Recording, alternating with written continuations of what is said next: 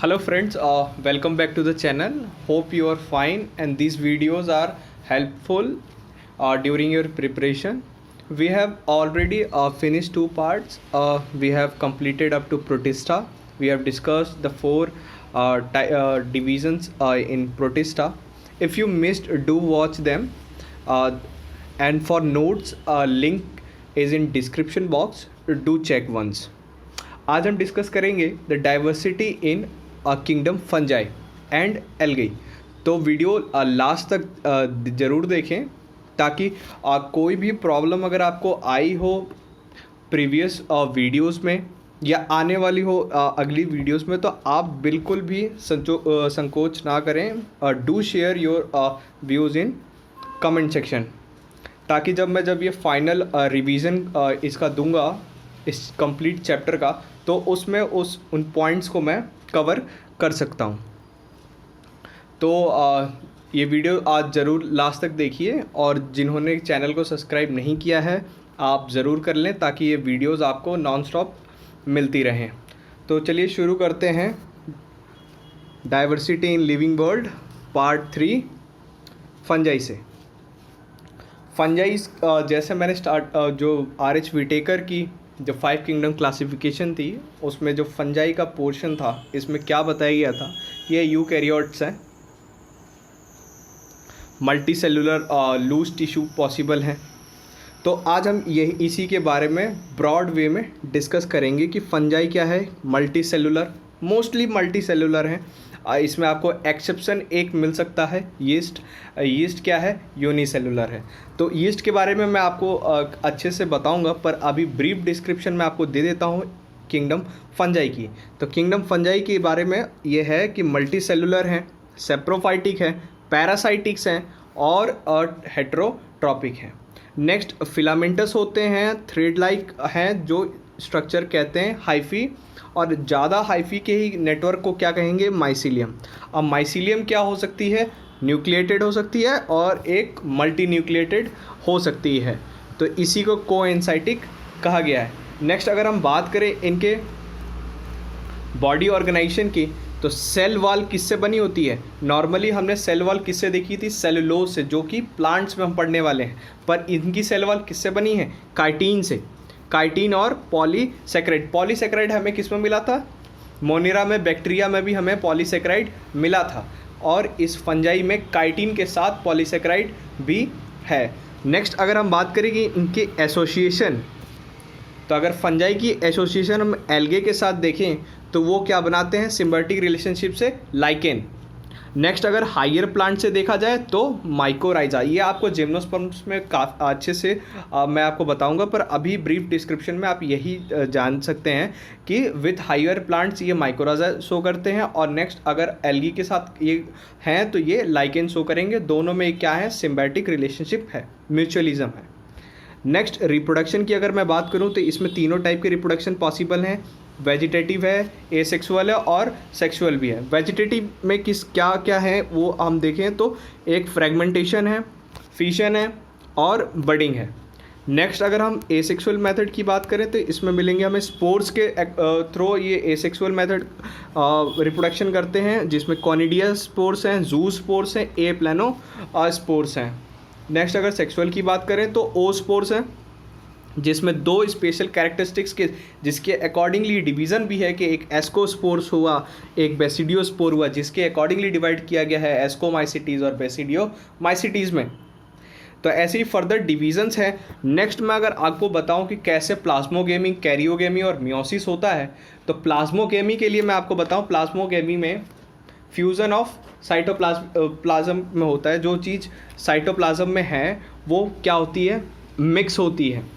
Next karyogamy में क्या होता है, न्यूक्लियस मिक्स होता है। तो जैसे ही न्यूक्लियस मिक्स हुआ तो ये जो ऑर्गेनिज्म ये क्या हो जाता है, डिप्लॉयड हो जाता है 2n, जिसको सिन कैरियन भी कहते हैं। प्लाज्मोगेमी के बाद ये डाई कैरियन स्टेज में चले जाते हैं जहाँ पे n+n रहता है, 2n नहीं हुआ रहता है क्योंकि सिर्फ साइटोप्लाज्मिक ही मिक्स हुआ है। जब न्यूक्लियस मिक्स होगा, जब दो n+n जब 2n होंगे उसको कैरियोगेमी कहते हैं।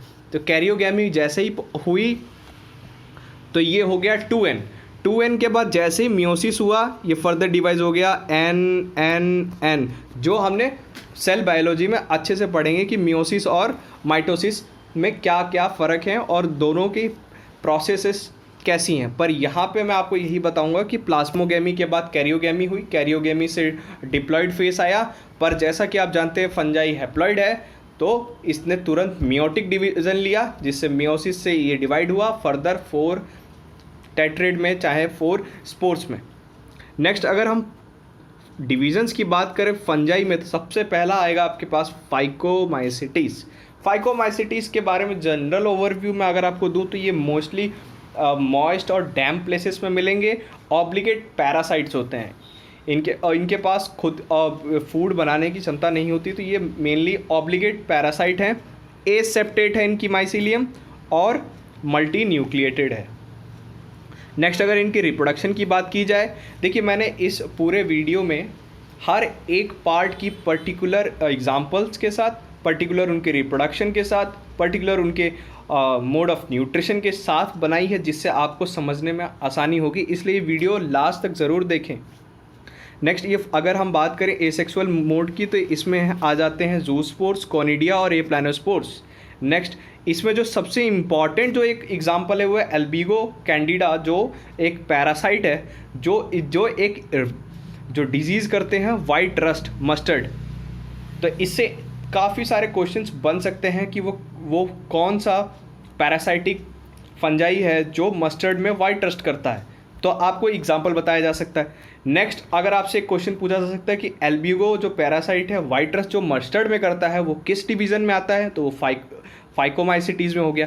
तो ये सब को रिलेटेड है, क्वेश्चन फ्रेमिंग किसी भी तरीके से की जा सकती है, पर अगर आपको स्ट्रेट फॉरवर्ड में पता है कि एल्बिगो फाइकोमाइसिटीज़ में है, वो पैरासाइटिक है, वाइट रस्ट करता है मस्टर्ड में, तो वो क्वेश्चन किसी भी फॉर्मेट में फ्रेम करे आप सही आंसर देंगे। इसलिए इन चीज़ों को बहुत ही क्लियर मैनर से याद करना है, क्लियर मेथड से ही समझना है ताकि आगे चलकर कन्फ्यूज़न ना हो, क्योंकि आज से नीट का एग्ज़ाम 7 से 8 महीने बाद है। तो जो चीज़ आज आप अगर पढ़ रहे हैं तो हो सकता है 2-3 महीने बाद वो काफ़ी धीरे धीरे आप उसकी कैपेबिलिटी लूज़ करना स्टार्ट कर देते हैं। इसीलिए मैं आपको सजेस्ट करूँगा कि आप रिवीजन हमेशा करते रहें। मेरी वीडियोस मैक्सिमम 15 से 20 मिनट की होती है, तो आपको कभी भी लगे कि ये पोर्शन आपसे मिस हो गया या आप इसको धीरे धीरे भूल रहे हैं तो आप इसको दोबारा देख सकते हैं। नोट्स आपको डिस्क्रिप्शन में लिंक तो मिल ही जाएगी, आप वो नोट्स सेव करके रखें और उससे भी आप रिवाइज कर सकते हैं। नेक्स्ट अगर मैं सेक्सुअल मोड की बात करूँ तो इसमें आइसोगेमी, एनाइसोगेमी और ओगेमस तीनों पॉसिबल हैं। अब बाकी जो 2 एग्जाम्पल और एनसीईआरटी में दिए गए हैं वो है राइजोपस और म्यूकर। राइजोपस और म्यूकर एक ही साथ देखे जाते हैं क्योंकि वो ब्रेड मॉल्ट्स हैं। तो इसमें टोटल आपको 3 ही एग्जाम्पल याद रखने हैं, एक राइजोपस, म्यूकर और एल्ब्यूगो। तो आप इसके लिए मेमनी का अगर कोई याद करना चाहें तो राम से याद कर सकते हैं, आर से राइजोपस, ए से एल्ब्यूगो और एम से म्यूकर। तो राम से आप याद कर सकते हैं फाइकोमाइसिटीज़ में कौन था, राम था। नेक्स्ट अगर मैं आपको नेक्स्ट स्लाइड की बात करूं कि सेकंड जो डिवीज़न है यहाँ पे वो है एस्कोमाइसिटीज़ का है। एस्कोमाइसिटीज़ को स्पेशल एक नाम दिया गया है सैक फंजाई। इसका जो मीनिंग है और ये क्यों दिया गया है वो मैं आपको बताऊंगा। तो ये है सैक फंजाई एस्कोमाइसिटीज़, ये होते हैं ब्रांच्ड और सेप्टेट। कॉनिडिया से ये क्या करते हैं, एसेक्सुअल रिप्रोडक्शन करते हैं। एस्कोस्पोर्स बनाते हैं एसेक्सुअल रिप्रोडक्शन के लिए। एस्कोस्पोर्स के लिए आपको स्पेशली एक चीज़ जानना ज़रूरी है कि मिनिमम 4 स्पोर्स बनते हैं और जनरली क्या बनते हैं, 8 स्पोर्स बनते हैं। नेक्स्ट इसकी अगर एग्जांपल्स की अगर मैं बात करूं तो सबसे इम्पॉर्टेंट जो है हमारे बायोलॉजी में वो है पेनिसिलियम नोटाटम। काफ़ी लोग इससे फेमिलियर है कि अलेक्जेंडर फ्लेमिंग ने इसी से एंटीबायोटिक पेनिसिलिन जी बनाई थी। नेक्स्ट एस्परगिलस है, क्लेप्सेप्स। ये चीज़ हमने अपने जो पहले चैप्टर हमने डिस्कस किया था ह्यूमन हेल्थ, वहाँ पे भी एलएसडी में आपको बताया था कि ये इसी फंगस से मिलता है और इसके बारे में मैं आपको बताने वाला हूँ जो आज है कि क्लेप्स किस में आता है, एस्कोमाइसिटीज़ में आता है और इससे क्या मिलता है, एलएसडी मिल सकता है। इससे आपको एक स्पेशल चीज़ मैं बनाता हूँ कि एग्रोट इन बाजरा में भी ये डिजीज़ करता है, पर ये एनसीईआरटी में नहीं दी गई है, इसलिए मैं मैक्सिमम चीज़ें इस पोर्शन से एलिमिनेट पहले ही कर चुका हूं क्योंकि वो चीज़ें एनसीईआरटी में नहीं है। अब सिर्फ मैं एनसीईआरटी की ही बात यहाँ करने वाला हूँ। नेक्स्ट न्यूरोस्पोरा जो है इसको क्या बोलते हैं, डोर्सोफिला ऑफ प्लांट किंगडम। डोर्सोफिला पे क्या हुआ था, अगर जेनेटिक्स की अगर मैं आपको अभी थोड़ा सा उसका हिंट दे दूँ कि ड्रोसोफिला पे मॉर्गन ने एक्सपेरिमेंटल क्रोमोजल थ्योरी के लिए एक्सपेरिमेंट्स किए थे, तो उन इसीलिए इसको ड्रोसोफिला ऑफ प्लांट किंगडम कहा गया, क्योंकि न्यूरोस्पोरा पे भी बहुत सारे जेनेटिकली एक्सपेरिमेंट किए गए हैं। नेक्स्ट मोरल्स एंड ट्रफल्स क्या है, एडिबल फंगस हैं। जनरली हम एडिबल फंगस किस में पकड़ते हैं, बेसिडियोमाइसिटीज़ में, क्योंकि यहाँ पे मशरूम्स हैं। कॉमनली जो एडिबल फंजाई है वो क्या है, मशरूम्स है, पर एस्कोमाइसिटीज़ में भी दो मोरल्स एंड ट्रफल्स क्या हैं, एडिबल फंगस हैं। नेक्स्ट जिसके बारे में आपको बताने वाला था मैं, यीस्ट क्या है, यूनिसेलुलर है। एकमात्र इसका एक्सेप्शन है कि मल्टी सेलुलर नहीं है। फंजाई जनरली मल्टी सेलुलर होते हैं, पर इसमें यीस्ट क्या है, यूनिसेलुलर है। और इसमें क्या होता है, स्यूडोमाइसीलियम। माइसीलियम जनरली एब्सेंट होती है, पर शुगर सॉल्यूशन में जैसे इसको डालते हैं उनका रिप्रोडक्शन रेट इतना फास्टर होता है कि वो स्यूडोमाइसीलियम बना लेते हैं। नेक्स्ट थर्ड की अगर मैं बात करूँ बेसिडियोमाइसिटीज़ की, तो इनको क्लब फंजाई कहते हैं। ब्रैकेट एंड पफ बॉल्स, इनके दो एग्जांपल्स मैंने स्टार्टिंग में लिख रखे हैं क्योंकि काफ़ी इम्पॉर्टेंट है, ये कई बार पूछे भी जा चुके हैं और ये एनसीईआरटी में गिवन है। तो नेक्स्ट अगर मैं बात करूँ, ब्रांच्ड होते हैं, सेप्टेट होते हैं और सेक्स ऑर्गन इनमें एब्सेंट है। एनसीईआरटी में क्लियरली बेसिडियोमाइसिटीज़ के लिए लिख रखा है कि इसमें सेक्स ऑर्गन्स एब्सेंट हैं। नेक्स्ट इसमें एसेक्सुअल मोड ऑफ रिप्रोडक्शन भी नहीं होता है। तो जैसे अगर मैं आपको बेसिडियोमाइसिटीज़ का क्लियरली याद करने के लिए एक लाइन में आपको बताऊं मैं कि ये क्लब फंजाई होते हैं, इनमें सेक्स ऑर्गन नहीं होता, asexual mode of reproduction absent है, ये सिर्फ फ्रेगमेंटेशन से करते हैं, फ्रेगमेंटेशन कॉमन है। और एग्जाम्पल्स अगर आपको याद करने हैं तो ब्रैकेट एंड पफ बॉल्स हो गया, मशरूम जिसको एगेरिकस बोल दिया, ओस्टेलिगो स्मट एंड रस्ट फंजाई। तो जनरली बेसिडियोमाइसिटीज़ की जो दो कैरेक्टरिस्टिक्स हम याद रखते हैं वो है, पहला क्लब फंजाई बोलते हैं इनको, दूसरा क्या है, रस्ट एंड स्मट फंजाई है। ये पुसीनिया जो है रस्ट इन वीट, तो ये आप याद रखें कि ये किस में प्रॉब्लम करती है, वीट में है। तो नेक्स्ट अब मशरूम की अगर बात की गई है तो मशरूम में एक जो सबसे मोस्ट पॉइजनस है वो कौन सा है, टोडस्टोल है। तो ये आप याद रख सकते हैं। बस ये चीज़ मैं आपको बताना चाहूँगा कि यहाँ पे मैंने जो जो प्रोवाइड किया है उसको आप मिस नहीं कर सकते, क्योंकि वो सारी चीज़ें एनसीईआरटी में हैं और एनसीईआरटी की चीज़ें कोई भी आप मिस नहीं कर सकते, क्योंकि किसी भी लाइन से क्वेश्चन फ्रेम किया जा सकता है। नेक्स्ट अगर मैं आपको फोर्थ जो डिवीज़न है ड्यूट्रोमाइसिटीज़ उसका बताऊं तो इनको इनपरफेक्ट फंजाई कहा जाता है। जनरली इनकी मेजर कैरेक्टरिस्टिक्स यही है कि ये इनपरफेक्ट फंजाई हैं। तो मैक्सिमम क्वेश्चन ये उठता है कि आखिर इनको इनपरफेक्ट फंजाई क्यों कहा गया, क्योंकि इनपरफेक्ट फंजाई इसलिए से कहा गया क्योंकि इनके में सेक्सुअल स्टेज एब्सेंट होती है। याद रखें कि एसेक्सुअल स्टेज किस में एब्सेंट है, बेसिडियोमाइसिटीज़ में, पर सेक्सुअल स्टेज किस में एब्सेंट है, ड्यूट्रोमाइसिटीज़ में एब्सेंट है। इसी वजह से इनको इनपरफेक्ट फंजाई कहा गया है। ये भी सेप्टेट एंड ब्रांच्ड हैं, कोनिडिया से ये भी रिप्रोड्यूस करते हैं। Important role in mineral recycling, ये पॉइंट हमेशा याद रखेंगे कि कौन से फंजाई का रोल होता है मिनरल रिसाइकलिंग में, ड्यूट्रोमाइसिटीज़ का। नेक्स्ट ये सेप्रोफाइटिक हैं और पैरासाइटिक है। तो कुछ चीज़ें जो हैं वह आप इसमें क्या है मिस नहीं कर सकते कि ये एक्चुअली इसके some members are saprophytic according to NCERT line, some members are saprophytic और पैरासाइटिक। और जो एग्जाम्पल दे रखा है वो है ट्राइकोडर्मा का। ये भी आपने किस में पढ़ा है, ट्राइकोडर्मा, ट्राइकोफाइटम, माइक्रोस्पोरम कहाँ पढ़ा है, रिंगवॉर्म में, तो वो भी फंगस से होता है। नेक्स्ट अल्टरनेरिया, यहाँ पे बहुत एक क्वेश्चन जो फ्रेम किया जाता है डाइवर्सिटी से कि अल्टरनेशन ऑफ जनरेशन किस में एब्सेंट है। तो ऑप्शन में अगर आपको अल्टरनेरिया मिले तो इससे आपको कंफ्यूज नहीं होना है कि अल्टरनेशन ऑफ जनरेशन अल्टरनेरिया में होगा। इसका नाम ज़रूर अल्टरनेरिया है पर ये क्या है, फंजाई है। फंगस में क्या होता है, अल्टरनेशन ऑफ जनरेशन एब्सेंट होता है। क्यों, क्योंकि ये प्रॉपर्टी किसकी है, ये प्रॉपर्टी है टेरिडोफाइट्स की। नेक्स्ट अगर मैं बात करूं कि अल्टरनेरिया की जो एक डिजीज़ क्या है, early blight of potato cause करता है। नेक्स्ट कोलिकोट्राइकम की अगर हम बात करें तो red rot of sugarcane. तो इसमें दो चीज़ आप याद रख सकते हैं ड्यूट्रोमाइसिटीज़ में कि अल्टरनेरिया क्या करता है, अर्ली ब्लाइट ऑफ पोटैटो, और कोलिकोट्राइकम क्या करता है, red rot of sugarcane. तो अगर आपसे क्वेश्चन बनता है कि कौन सी डिजीज़ फंगस से रिलेटेड नहीं है। तो अगर ऑप्शंस में अर्ली ब्लाइट ऑफ पोटैटो आए, red rot of sugarcane आए, वाइट रस्ट इन मस्टर्ड आए, तो आप इनको बिल्कुल ही टच नहीं करेंगे। जो फोर्थ ऑप्शन होगा वही आपका आंसर हो जाएगा, क्योंकि ये सब किससे है रिलेटेड, फंजाई से रिलेटेड है।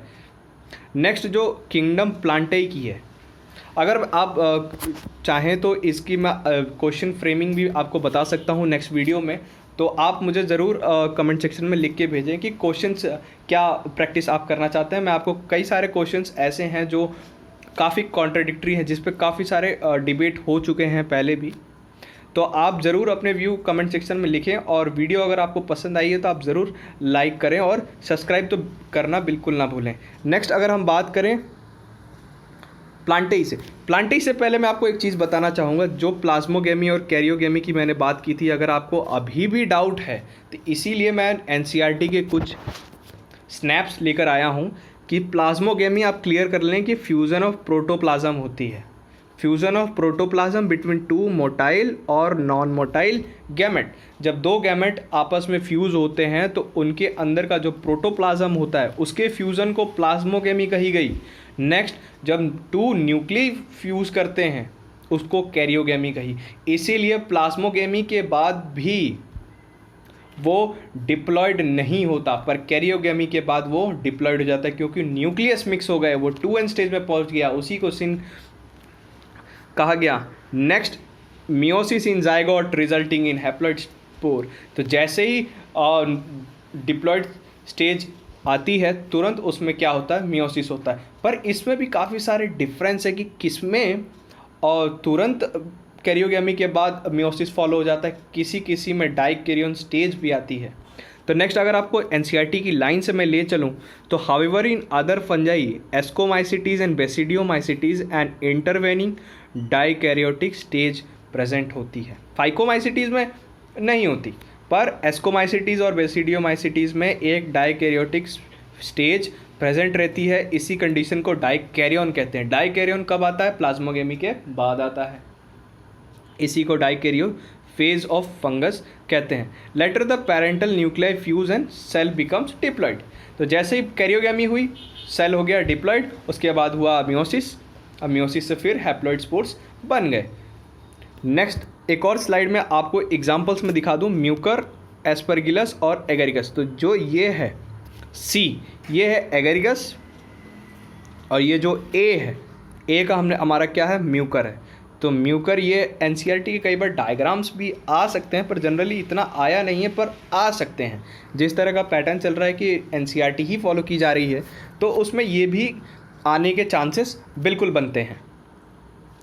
नेक्स्ट एस्कोमाइसिटीज़ और फाइकोमाइसिटीज़ का यहाँ पे दे रखा है, तो एग्जांपल आप फिर भी एक बार याद कर सकते हैं। देखिए जैसे मैंने आपको बताया था राम, इसके लिए याद करने के लिए कि राइजोपस हो गया, आर से, ए से एल्ब्यूगो हो गया, एम से म्यूकर हो गया। तो इसमें देखिए ब्रैकेट में बड़ा छोटा सा लिख दिया है कि the parasitic fungi on mustard, पर मस्टर्ड पे क्या करता है, वाइट रस्ट। आपको याद रखना है कि राइजोपस ब्रेड माउल्ड है, मेंशन्ड अर्लियर, इन्होंने खुद बता रखा है। नेक्स्ट क्या है, म्यूकर और एल्ब्यूगो, तो तीन ही है इसमें। नेक्स्ट एक चीज़ और जो एस्कोमाइसिटीज़ में आपको याद रखनी है कि यीस्ट क्या है एग्जाम्पल, और मल्टी सेलुलर। तो यहाँ पे ascomycetes are unicellular example yeast, और मल्टी सेलुलर एग्जाम्पल पेनिसिलियम। तो यीस्ट एक एक्सेप्शन हो गया किसका, यूनिसेलुलर का। नेक्स्ट सेप्रोफाइटिक डीकम्पोजर्स और एस्कोमाइसिटिक एक जगह और मिलते हैं, कैप्रोफिलस। कैप्रोफिलस का मतलब क्या होता है, जो काउ डंग पे ग्रो करें।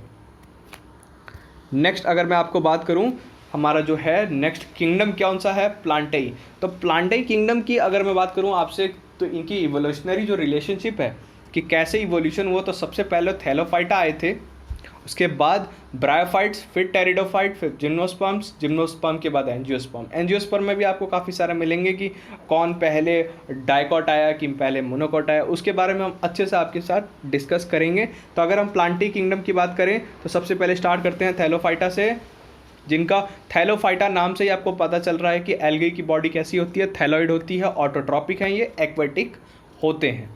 नेक्स्ट फंजाई और एल्गी का रिलेशन मिले तो क्या है, ये लाइकेन है, और एल्गी और एनिमल का रिलेशन मिले। देखिए जनरली सबको पता है कि फंजाई और एल्गी लाइकेन शो करते हैं, क्या है, ये सिम्बायोटिक रिलेशनशिप है, म्यूचुअलिज्म है। पर यहाँ पे एक बहुत ही इम्पॉर्टेंट चीज़ है जो आपको मैं बता दूं कि एल्गई और एनिमल का भी सिम्बायोटिक रिलेशनशिप है, वो क्या है, स्लोथ बेयर के साथ है। तो ये चीज़ आप हमेशा याद रख सकते हैं। नेक्स्ट अगर मैं बात करूं कि कौन कैसे पाया जाता है, तो वॉल्वॉक्स आपको कॉलोनियल मिल सकता है, यूलोथ्रिक्स और स्पाइरोगैरा फिलामेंटस हैं। ये सब एग्जांपल्स आपको बहुत इंपॉर्टेंट है, इसलिए ये नोट आप हमेशा रखें और इसे रिवाइज करते रहें, क्योंकि कई बार इनके एग्जांपल्स में आप मिस्टेक कर सकते हैं। तो यूलोथ्रिक्स और स्पाइरोगैरा फिलामेंटस है, नॉन मोटाइल और सेम। आपको पता है आइसोगेमी, एन आइसोगेमी और ओगेमस में फ़र्क क्या है। जो आइसोगेमी होती है उसमें क्या होता है, नॉन मोटाइल सेम होते हैं, आइसोगेमी होगी आइसोगेमस होते हैं। वो कौन सा है, स्पाइरोगैरा है। Next different in size, different in size हो गया मतलब एन आइसोगेमस हो गया, आइसोगेमी तो प्रेजेंट रही नहीं, तो एन आइसोगेमस में कौन सा आ जाएगा, क्लाइडोमोनास आ जाएगा। क्लाइडोमोनास का मैं आपको बहुत अच्छे से अभी बताऊंगा कि उसमें क्या कॉन्ट्रडिक्टरी चलती चली आ रही है। नेक्स्ट लार्ज और स्मॉल की बात करें तो ओगेमस है, जिसमें वॉल्वॉक्स और फ्यूकस आएंगे। फ्यूकस भी एक अच्छा एक कॉन्ट्रडिक्टरी क्वेश्चन है, इससे रिलेटेड मैं आपको ज़रूर बताऊंगा, अभी आप वीडियो लास्ट तक ज़रूर देखें। नेक्स्ट इनका रोल क्या है, CO2 फिक्सेशन है, प्राइमरी प्रोड्यूसर्स हैं, पोरफायरा और लेमिनेरिया और सरगसम। ये 3 एग्जाम्पल अब याद रखेंगे, किस में आएंगे, एडिबल हैं और स्पाइसेस में यूज़ किए जाते हैं। तो किंगडम प्लांटेई से एल्गई में ये जो पोरफायरा है, लेमिनेरिया है और सरगसम, ये किस में, स्पाइसेस के लिए यूज़ किए गए। एल्गिन आपको मिलेगा ब्राउन एल्गी से, जिसको फियोफाइसी बोलते हैं। कैरेगिन किस में मिलेगा आपको, रेड। नेक्स्ट अगर मैं बात करूं जेलेडियन और ग्लेसेरिया, जिसको अगर बोलते हैं, कल्चर मीडियम में यूज़ होता है, जेलीज बनाने में काम आता है, आइसक्रीम्स बनाने में काम आता है। तो ये सब मैं आपको एक ब्रीफ इंट्रोडक्शन पहले ही एल्गे के काफ़ी सारे जो एग्जाम्पल्स हैं उनकी मैं दे रहा हूँ, ताकि आपको आगे चलकर जब इनके डिवीज़न करूँगा मैं, तो आपको कन्फ्यूज़न बिल्कुल ना हो और आपके जो माइंड में एकदम क्लियर पिक्चर बने। नेक्स्ट कोलेरा और स्पाइरुलिना प्रोटीन रिच होते हैं, जो यूज़ करते हैं कौन, स्पेस ट्रैवलर्स। स्पेस में क्या है ना, आप ज़्यादा सामान ले जा नहीं सकते, वेट ज़्यादा ले जा नहीं सकते, तो काफ़ी सारा प्रोटीनियस अगर लेना है तो सिंगल सेल प्रोटीन स्पाइरुलिना और कोलेरा यूज़ करते हैं कौन, स्पेस ट्रैवलर्स। तो आप याद रख सकते हैं, इससे भी क्वेश्चन बन सकता है। नेक्स्ट अगर मैं फर्दर डिवीजन करूँ कि क्लोरोफाइसी, रोडोफाइसी और फियोफाइसी में, तो क्लोरोफाइसी में ग्रीन पिगमेंट्स होते हैं, क्लोरोफिल A एंड B, और पायरिनॉइड स्ट्रक्चर प्रेजेंट होता है क्लोरोप्लास्ट में, जिसमें ऑयल ड्रॉपलेट्स। तो अगर आप इस साल के BHU का पेपर देखेंगे तो BHU में ये क्वेश्चन आया हुआ है कि ऑयल ड्रॉपलेट्स किसको सराउंड करते हैं, प्रोटीनियस स्ट्रक्चर को, जो क्लोरोप्लास्ट में प्रेजेंट होता है, जिसको बोलते हैं pyrenoids. Next pectose cell wall present होती है, क्लाइडोमोनास, वॉल्वॉक्स और यूलोथ्रिक्स, स्पाइरोगैरा, चारा इनके एग्जांपल्स हैं। पर यहाँ पे जो मैंने क्लाइडोमोनास के लिए आपको बताया कि मैं इसको बताने वाला हूँ कि क्लाइडोमोनास सबसे पहले तो मैं आपको बता दूँ कि ये एल्गे में नहीं आता, इसका डिवीज़न R.H. विटेकर ने प्रोटिस्टा में कर रखा है, पर इसकी जो कैरेक्टरिस्टिक्स फीचर है वो प्लांट से काफ़ी मिलती हैं, इसीलिए इसकी स्टडी ईजियर वे में करने के लिए इसको प्लांट्स में पढ़ा जाता है। नेक्स्ट क्लाइडोमोनास की सबसे सेकंड जो इम्पॉर्टेंट चीज़ मैं अगर आपको बताऊं तो वो ये है कि ये तीनों टाइप की सेक्सुअल रिप्रोडक्शन शो करता है, आइसोगेमी भी शो करता है, एनाइसोगेमी भी शो करता है और ओगेमस भी शो करता है। नेक्स्ट अगर मैं बात करूँ फियोफाइसी की, जिसको ब्राउन एल्गी कहा था, जिसमें एल्गिन मिलता है हमें, वो ब्राउन एल्गी में क्या कौन से पिगमेंट प्रेजेंट होते हैं, chlorophyll A and C। Chlorophyll A के बारे में आपको बता दूं कि एक यूनिवर्सल पिगमेंट है, सिर्फ कुछ बैक्टीरिया को छोड़कर ये जो भी ऑटोट्रॉफ हैं उनमें प्रेजेंट होता है क्लोरोफिल A। नेक्स्ट फ्यूकोजैंथीन भी प्रेजेंट होता है, लेमेरिन और मैनिटॉल इनके स्टोर्ड फूड हैं। और एग्जांपल्स की मैं अगर बात करूं तो एक्टोकार्पस आप बहुत इंपॉर्टेंट है याद रखने के लिए, क्योंकि वो कैल्प बहुत ही 100 मीटर का होता है, तो सबसे लार्जेस्ट भी अगर बात की जाए तो कैल्प मिलेगा आपको, जो है एक्टोकार्पस। होल्ड फास्ट, स्टाइप और फ्रॉन्ट किसके कैरेक्टरिस्टिक्स हैं, फियोफाइसी के, ब्राउन एल्गे के। तो ये आप याद रख सकते हैं। और इनके जो गैमेट्स होते हैं बाइफ्लैजिलेट्स होते हैं और पेयर शेप के होते हैं, तो शेप भी पूछा जा सकता है, इसलिए आप याद रखेंगे, कोई भी चीज़ मिस करने वाली इसमें नहीं है, क्योंकि मैंने आप ही के ईजियर स्टडी के लिए इसमें पहले ही जो एक्स्ट्रा चीज़ें हैं उनको एलिमिनेट कर चुका हूं, इसीलिए इसमें जो आपको है ये क्रीमी प्रोडक्ट है, इसमें आप बिल्कुल भी कोई चीज़ मिस ना करें और बहुत ही ईजियर वे में समझाने की कोशिश की गई है। आप एक बार नोट से भी पढ़कर ज़रूर देखें। नेक्स्ट और एग्जांपल्स इनके देखें तो डिक्टोटा है, लेमिनेरिया है, सरगसम और फिकस। फोकस का बारे में मैंने आपको बताया था कि इसकी एक काफ़ी कॉन्ट्राडिक्टरी चीज़ रही है, क्योंकि बाकी सारी चीज़ें क्या हैं, हैप्लॉइड हैं। आखिर मियोसिस किस लिए होता है, रिडक्शन के लिए। तो पहले एक हैप्लॉइड गैमेट मिले, डिप्लॉइड बने, मियोसिस हुआ, फिर हैप्लॉइड हो गए। पर जो फीकस होता है वो डिप्लॉन्टिक होता है। यहाँ पे एक एक्सेप्शनल केस फीकस का है, क्या है, डिप्लॉन्टिक लाइफ साइकिल शो करता है। हैप्लॉइड नहीं मारना है एल्गी देख के, ध्यान रखना है कि फीकस डिप्लॉन्टिक है। नेक्स्ट यही चीज़ आज इसके लिए इतना ही रखता हूँ मैं। नेक्स्ट वीडियो में हम बात करने वाले हैं ब्रायोफाइट, स्टेरिडोफाइट और जिम्नोस्पर्म की। तो आपको कोई भी डाउट लगा हो, कोई पोर्शन आपको समझ नहीं आया हो और आप चाहते हो कि उसको मैं नेक्स्ट वीडियो में कवर करूं, तो आप अपने कमेंट सेक्शन में ज़रूर लिखें और चैनल को लाइक, सब्सक्राइब, शेयर ज़रूर करें। Thank you.